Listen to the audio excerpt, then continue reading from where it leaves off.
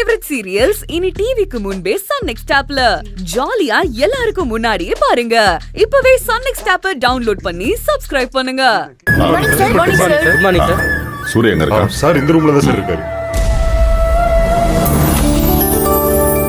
டேய் சூர்யா. டாடி. ஏய் டாடி. நீ உட்கார் உட்கார். டாடி உட்காருங்க. டாடி எப்படிடா இருக்க? எப்ப வந்தீங்க? இப்பதான் வரேன். என்ன டாடி நீங்க இந்த சிச்சுவேஷன்ல என்ன தள்ளி விட்டுட்டு நீங்க போயிட்டீங்க. நீங்க இல்லாத நேரத்துல நம்ம வீட்ல என்னென்ன நடந்துச்சு தெரியுமா?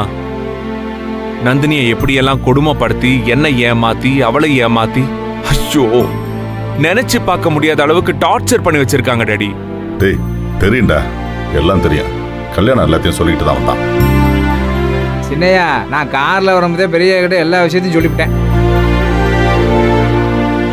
சூர்யா, நீ உடம்பு சரியில்லாம இருந்ததை யூஸ் பண்ணிக்கிட்டு உன்னை எப்படி ஏமாத்தினாங்களோ அதே மாதிரி தான் நான் வெளியூர்ல இருக்கிறத யூஸ் பண்ணிக்கிட்டு என்னை ஏமாத்திட்டாங்க.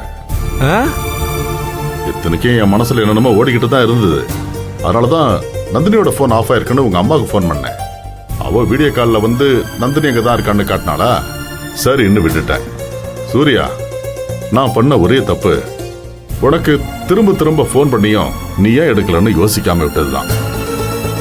சரி, உனக்கு உடம்பு சரியில்லை, மெடிசன் எடுக்கிறதால தூங்கிட்டு இருப்பேன்னு சொல்லி லேசில் விட்டுட்டேன். அதுவும் இல்லாம டக்குன்னு நான் கிளம்பி வந்திருந்தா பிரச்சனை இவ்வளவு தூரத்துக்கு வந்திருக்காதுல. ஆனா இதுல ரொம்ப பெரிய கொடுமை என்ன தெரியுமா டாடி? நம்ம விவேக்க போலீஸ்ல புடிச்சு கொடுத்து அவனை அடிச்சு ஐயோ அந்த விஜய கூப்பிட்டு வச்சு என் கிட்ட போய் சொல்ல வச்சு நந்தினி எங்கேயோ வெளியூர் அனுப்புறதுக்கு ஆளுங்களை வர வச்சு ஒரு மாதிரி சினிமால கூட இவ்வளோ கேவலமான ஒரு பிளானும் சதியும் ஆளுங்களும் நான் பார்த்ததே இல்லை டாடி. அவ்வளோ கேவலம். சரி விடு, இதெல்லாம் செய்யக்கூடிய ஆளுங்க தானே, அதுல எந்த சந்தேகமும் இல்லை. சரி இதெல்லாம் அப்புறமா பேசிக்கலாம்டா. ஒரு நல்ல விஷயம் கேள்விப்பட்டு தான் நான் உடனே வந்தேன். எங்கடா என் மருமக? அவளை கான்ஃபரன்ஸ் ஹால்ல உட்கார வச்சிருக்கேன் டாடி. கான்ஃபரன்ஸ் ஹால்லையா?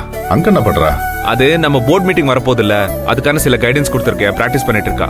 ஓ சரி, நான் போயிட்டு நந்தினியை பாக்குறேன். ஏய் கல்யாணம் ஐயா, நீ மாலை வாங்கிட்டு கான்ஃபரன்ஸ் ரூம் வந்துரு. வாங்கிட்டு வந்துறியா? சார் என்னப்பா? சார் டீ காஃபி ஏதாச்சும் கொண்டு வரவா? அதெல்லாம் வேண்டாம், நீ சூர்யா கூப்பிட்டு conference okay room sir. Conference room பார்த்து வா.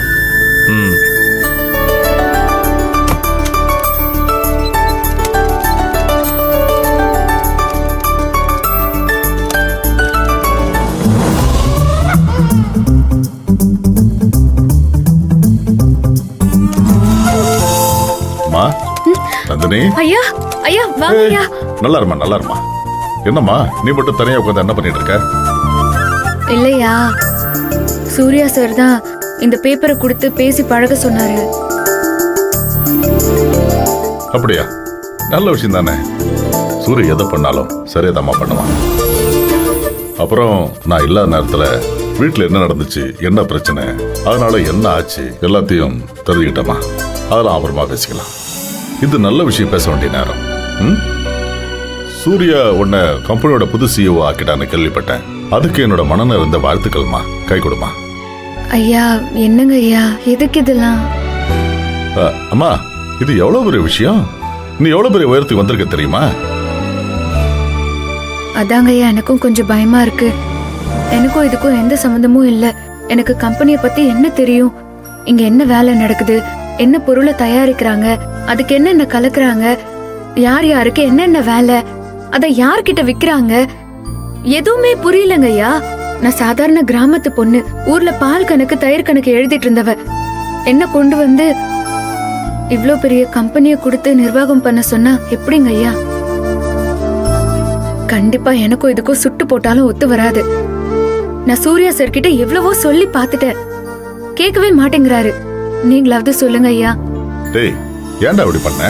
டாடி ஏன் இவ்வளவு லேட்டா பண்ணன்னு கேக்குறேன். இது எப்போ பண்ணிருக்கணும்ல. ஐயா என்னங்க ஐயா இவ்வளவு கேள்வி கேக்குற?